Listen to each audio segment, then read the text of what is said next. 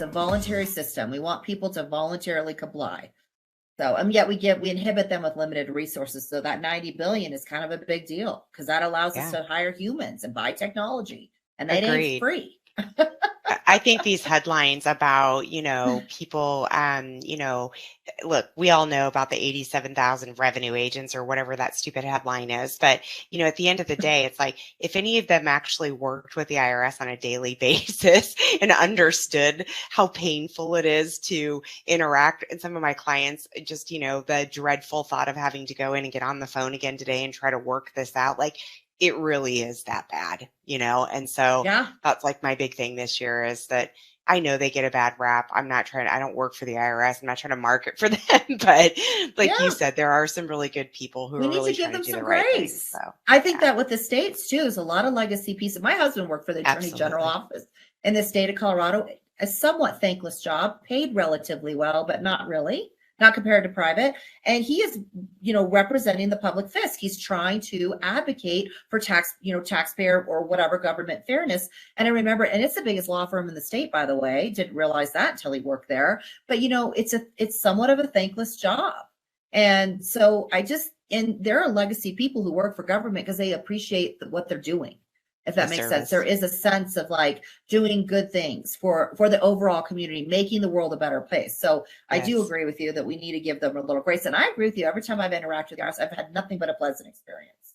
Honestly, they've been kind, they're thoughtful, they're able to dig into the file, get the answer. But that doesn't take 5 minutes. I've had situations take hours. Yes. Right. So imagine that, multiply that by 330 million Americans, not to mention however many businesses we have in America.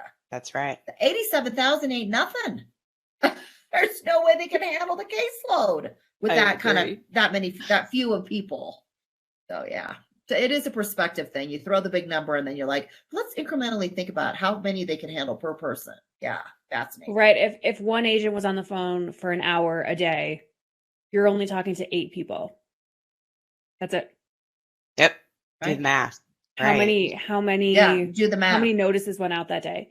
Sometimes it's just as easy. Well, and some of it too, it's by the time I can prove who I am, I need a 147C letter that proves, the FEIN or the business name, one of the two, because states will require it. I call and it's like, okay, they go through the system. Okay, are you authorized? Yes. Okay, send me the power of attorney. So you fax it. So you have to wait 10 minutes just for the fax to go through. And then it's like, hey, confirm this. It takes 14 seconds to confirm it. So the longest part of that call was waiting for my fax transmittal. Yeah. So it's like, so I took up 30 minutes for a 2-minute issue. And so, like when you put it down into simple math, I mean, resources are strained. I love that you shared that example because it is something that they really struggle with, that they've shared over and over and over with the software industry, that they really struggle with understanding or being able to identify that you are this authorized tax person for your business, that you're not trying to access their systems or something for your individual tax purposes, that you are who you are representing this business. And they are really struggling with that from a system perspective to automate that taxpayer interaction. But again, this is some of the stuff we've pushed for with this funding that we're hoping. I mean, that's one of the main ones right there. That they should be able to quickly authenticate you. So. Well, and I know, we've talked about advocacy, and both Wendy and Judy are advocates for simpler taxpayer systems. We've asked you both, so we usually don't do this and give you guys a little homework pre-episode, but we've asked you both to kind of bring 3 practical suggestions based on your subject matter expertise for how you would make the tax system more transparent and better for both taxpayers and authorities, either at this national or the state level. So Wendy, if you wouldn't mind kind of sharing your thoughts, we'd love to hear them. Yeah. Well, my first one would be that, with that new 1099 reporting system that I was talking about that the IRS should be launching any day here, they really have an opportunity right now to completely change this 30-year-old process by which they interact with the states. So today, and you alluded to this a little bit before, but the IRS shares very limited 1099 or they don't share any W-2, but they share very limited 1099 information. The information they do share is shared long after the tax filing deadline, so it's pretty much stale for the states. And because of that, the states have all created their own filing formats and requirements for businesses to follow rather than relying on that IRS format that can be shared with them through this sharing program that was, established years ago. And with this new 1099 system, I think they could add, common form types that aren't supported today, that are required by the majority of the states. One form I would give you an example of is the W-2G, which is for gambling and lottery payouts. That form, I think 31 states require that form to be submitted by businesses. So, if the IRS could add that form to the program, it would be a big lift for businesses small and large. So that would be one of my practical suggestions. Yeah. I think, and I know Judy's a strong advocate. Taxpayers I find that most businesses aren't against paying tax. They understand what it does. They understand it's their duty. Where they struggle, it's like, it's too hard. It's too complicated. There is no good mechanism. I can't figure out the right form to put this stuff on. There's no easy mechanism to do it. And so if you can just kind of simplify it, one example being, as a tax firm, we do a lot of pass-through entities, and a lot of states have non-resident withholding for profitable shareholders. And it's like, okay, I don't know, like, Georgia, why are you making it so hard? This tiny little voucher isn't supported by any of the tax softwares. Do I need the 592 or do I need the 592 PTE in California? What is it? And then if I put it on the wrong form, I get penalized, and then I got to go back into the system and again, write the notice, do the thing, pay someone else to write the notice. And so it's just making it simpler. And I can appreciate that there's a lot of things people are doing, and it's hard for the states and the jurisdictions and the taxing authorities to keep up. But it's like, and I hate to use this, it's like, the one page, like 1040, it's like, that's not possible because there are so many capacities. But how do we find that balance of like making it easy versus getting all the information that's required? I don't know what that answer is, but it's really hard to comply and to figure out just what you're supposed to do and on what form. Yep. It's getting them to, getting them all to agree, right? And there are like forums and associations where they work together on certain issues. But to your point, like, because the IRS is not working with the states alongside on this particular tax issue, it's like the states can go off and do what they want, but they are still very beholden. They need that information from IRS. And so it's like, without that, partnership going on between them, business is the one that suffers the most. Yeah. Crazy. That's my think first. About, have you seen and the Hamilton, if you saw Hamilton, the play Hamilton, yes. They talk about the sausage got made, and this capital from New York to DC, which was a nowhere space to be close to Washington. And then there was an agreement among like the 13 original colonies to say, we still give you permit. We have this made between this out of the gates to get to do what you need for your citizens versus what we do federally. So, but we still need like this national, we need a national guard or army, though we need protection. We can't just do that at each state level. We need to be efficient. Yeah. Right. So I thought that was really interesting. First of all, phenomenal show, of course, but it really hit on and made it fun to listen to how America started. And I also took from that, like, there were three factions. One was cool with the way it stood. Two were hated Britain, and three didn't care. So it really wasn't, everybody in agreement. Let's go to war. Right. But now here we are as a nation, however many years later. So that was like, I didn't realize like kind of how fragile our nation was in negotiating and so forth. And we certainly deal with that with the state, federal issues. It's fascinating. Absolutely. And Just particularly when it from a comes to culture tax. perspective. Yeah. Right. Money, baby, money. Right. That's right. Competing for it. Yes. And Wendy, so what are some of the other things that you had come up with? So my second suggestion would be that states need to enhance or improve processes for business to file corrected returns.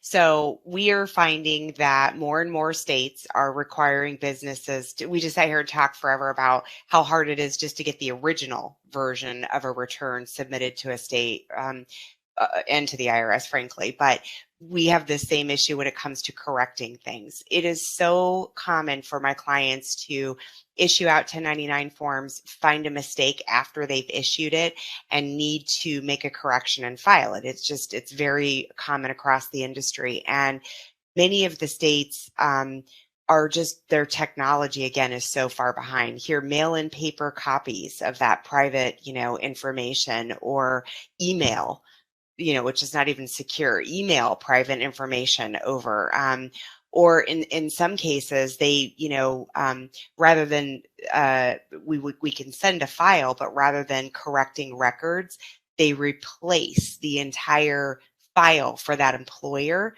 with the corrected information. So now it appears as if you didn't file some of your returns. And so it creates these unnecessary penalty issues, right, for everybody. And so I just, this again is one of those areas where I would love for them to have functionality for, again, a way for us to electronically file corrected information.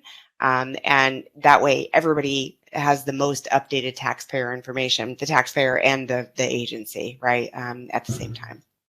Yeah, we even see that with, income tax returns. Some states have an X form, like a 100X in California, or some states just have the check the amended box. And it's like softwares can't support them because it's like, well, you already filed this return through your system, so now you have to print it out and mail it. It's like, well, do you know how big my return is? My return is this big. It has to go in a box. Yes. And it'll just sit there. And so then if I've issued corrected K1s, then my mailed return is sitting out with a reissued K1 that an individual has shared, and it's, and it's different. So yeah, I hadn't even thought about that until I'm like in the process of doing an amended return. I'm like, oh, this is. It delays everything. Yeah. Push it through. Yep. Very frustrating. Yeah. And then what would be kind of your last suggestion? Okay. So then my last, what's that? I'm really falling off, you guys. Hold on. Wendy, go ahead and continue. Sure. So for my last one, I would say IRS and states need to provide a way for taxpayers to easily reconcile the gross amounts that are reported on 1099 returns compared to the amounts they're reporting on the income tax return. You know, as a preparer, that they, many of the 1099 forms that are issued by businesses are not representative of just the flat taxable amount. There are deductions, there are exemptions that taxpayers can take where they don't even have to, Right. claim that income. And so, but the way that the IRS and states are set up currently, they have these document matching systems that essentially are looking at, your 1040 information compared to those 1099s or W-2s, and something doesn't match, and out goes a penalty notice. While, in particular with that 1099K that I was mentioning before, that's the one that's been in the news recently, that one, there was such a concern by the PayPals and the Venmos of the world that I, as a taxpayer, have never received that 1099K. It's going to report this like huge gross amount on it. What do I then do in my tax return with it? If I go look at, Pub 535, it doesn't tell me. If I go, in fact, the only place that was giving me some information was maybe some FAQs on an IRS website, and even those weren't, real robust. So, I had one of my clients or one of my colleagues recommended to the IRS a reconciling form of some type that they could use, where you could, as a taxpayer, kind of say, this was the gross amount on the 1099 form, and then deduct off and be able to submit along with that sort of proof or evidence as to what you deducted off. to get to that net amount. Because right now, that mismatch happens, they send you a penalty, and you, as a taxpayer, maybe you have to re-engage your CPA. Maybe you have to send the paper return, which now takes forever to process. So it's like being able to sort of get at some of that stuff up front, right? Yeah. And being able to get that transparency so that they can see those deductions would help. The less popular thing would be that Treasury has been, kind of promoting the idea of more bank account reporting or expanded bank account reporting for certain taxpayers, they say. And I, truthfully, the proposal was to have like 4 more amounts added to a form. It wasn't like pages and pages of information, like I think some people thought. But at the end of the day, it still only gets them directionally where they need to go, right? And so for me, it's like, if we're going to let's fix the problem. If they need transparency, let's find a way that gives them transparency instead of giving them more information that just sort of directionally gets them there from a compliance perspective. So. Yeah. But what I could see with kind of your coworkers' suggestion about like, here's my gross, here's my net, or here's my deductions, here's my net. It's like, but I don't want you to see the transparency if I'm a 1099 person, like, oh, you spent this much money on travel and food and entertainment. Like, I can't remember what it was a long time ago, but people were worried about like, well, I'm just going to give them a road. I think it was maybe the uncertain tax position forms, right? Where it's like, well, I'm just going to give you a roadmap for what's not correct in my return or for things for you to audit me. So it's like that fine line of that matching of, you business are going to issue me as an independent contractor, 6,000 or Venmo, right? Like I don't have these kind of friends, but oh, hey, I bought this, just Venmo me and we'll just, we'll settle it up that way. Like I have, here's your $5,000 transaction. And it looks like I actually got paid for services when it's like, actually my friend just reimbursed me for, I don't know, half of our rent or half of whatever. Right. And it has nothing to do with business where, there could be some skepticism associated with that. So absolutely. It's again, that fine line of like what makes things easier and information, the ability to collect data and to have access to information always makes life easier. But there are costs associated, right? The tangible and the intangible of providing information. There is such a thing as TMI, isn't that what they say? Exactly. So you're right. I totally agree. And that's why I say, I support the transparency of it, and I support the expansion of reporting of something there for that reason. But why it feels like we're just still kind of throwing darts at the problem. We need to still kind of maybe hone in on what a good solution would be there. Right. Judy, and I know, you are an incredible advocate for simplification, at least here in the state of Colorado. Do you have any practical suggestions from a state level of what, kind of would simplify taxpayer systems? Well, I think the biggest thing I've thought about is PR, public relations. I think states and the federal government do a really terrible job of telling them what they do for each other. Years ago, Meredith and I wrote an article about Sweden and how tied in their humans are to the Swedish government and how they feel kind of cradled from birth to grave by their government. So there was a term that we had in our article, which now I don't remember, but it's sort of like, we get it. We understand the value of it. In order to get our Social Security card, we go to the government, and it's sort of passed through from life to death.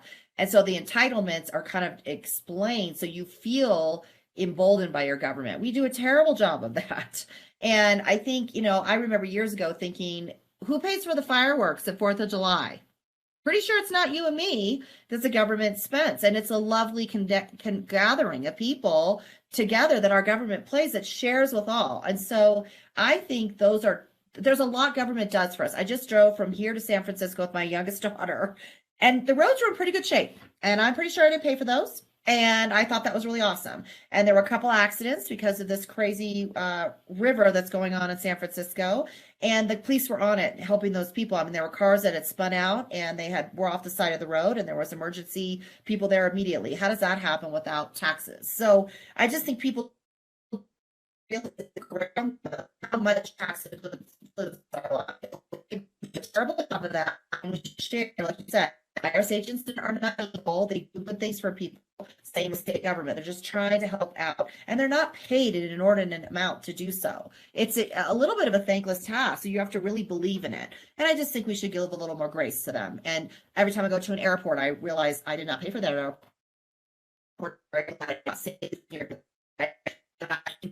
Or TSA, got a plane, and I have not blown up. Thank God.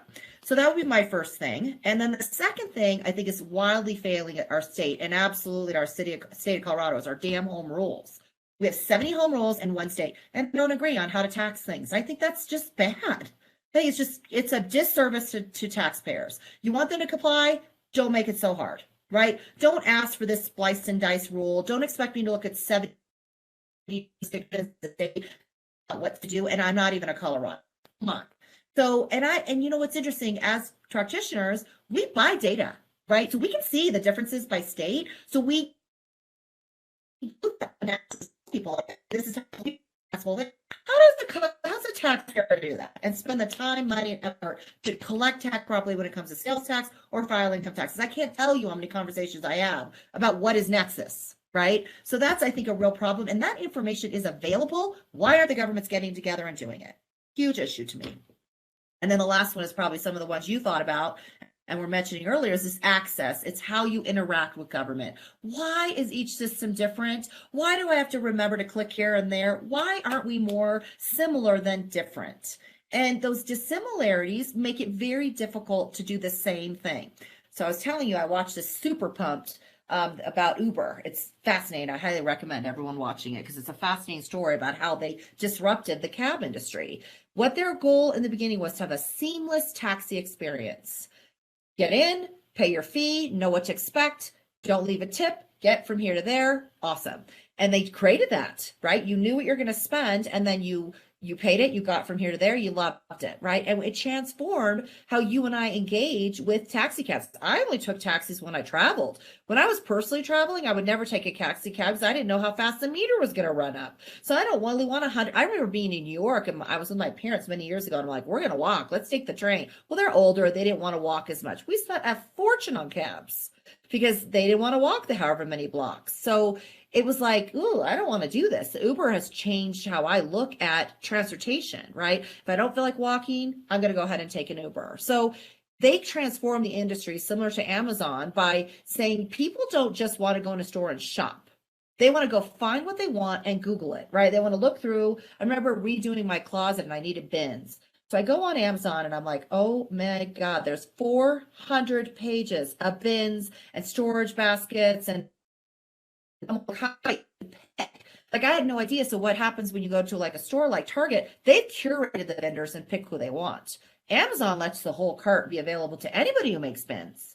So I think that's been a tremendous benefit to the consumer, was information sharing, giving everybody a chance. So those industries were phenomenal, but the tax structure was not ready to deal with them. And so I think that access and information and interaction, you've got these high tech, these thoughtful people building this business, not building it for government. And we got to change that. You know what I mean? Like, because you're thinking we got $90 million or however, what was it, 90 million or 90 billion? 80 billion, the IRS. 80 billion or million? Yeah. Oh, billion? So it would be, who are you going to hire? Who's a specialist? You have to work for 40 an hour, whatever in you. I'm going to go work for someone who'll pay me $300 an hour.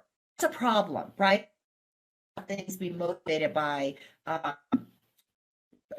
thinking, right? People need to survive. They need to thrive. They have the life they want. And I don't think we should be thinking that government is a zero-sum game. So we can provide better access by investing in better technology. But how do we motivate that behavior? Is it economic? Is it some other thing to get those high-tech wonder minds on the government side as well? Well, that's an interesting issue because I've seen that with our government systems. Some use next gen, some use something else. And I'm like, oh my goodness, you really don't have apples to apples. So every state's like, who should we buy? How should we interact it? And then they can't rip and replace it. So that's inefficient. So why should they go alone? So that access, that parity, I think are really deficient when we do have this supremacy issue at the state government, and there's a sharing, but there's still this autonomy. So it's a problem without sharing best practices. And I think that's not happening. Like you said, the communication isn't happening. Everybody's going off and doing their thing and not sharing it back to the universe. And I think that's what should happen to make us more efficient. And it's certainly happening with all the data grabs and all these high-tech companies. They are learning all kinds of things about customer behavior. Just listening to what you're saying too makes me just think about all the data that's moving around, right? Like how much of this could just be in one place and be shared rather than all this private information and all of that just being shuffled all over the place with all the cybersecurity issues that we have. Anyway, great point. And who cares? I mean, you think I really think this is private? I mean, it knows where I am. I have my GPS on. I don't just turn it off. I don't know that I really care. I don't really have anything to hide. I want to get my bank accounts, but I don't really know if you care where I shop and where I want to do things. I like that. I like if I do something comes to me and says, hey, you might like this too. I kind of like that because it makes my life easier to consume the right product for myself. It actually makes me spend less time for access, right? But yeah, so I thought it's just been I'm a consumer, right? I shop, I try to find the best deals, but also it's not just about the money, it's about the best product for my personal needs or my personal life or whatever that is, right? To make my life easier. So I think we have not done a phenomenal job of that. And that's absolutely happening at the business level, but it's not happening at the government level. And I think that needs to change. Yeah, this is a little different. We spent a lot of time talking about the IRS today, which we don't typically, but it's really nice to hear kind of our top side and, because a lot of what drives, people's perception of tax and whatnot and, sets the standard or the cadence for how people view, tax in general, starts at the IRS. So Wendy, thank you so much for your time and your knowledge. And we really appreciate you, giving us some time for this conversation today. Thank you both, Meredith and Judy, for having me. I really appreciate it. It was great talking to you. Yeah. And that was another episode of SALTovation. Till next time.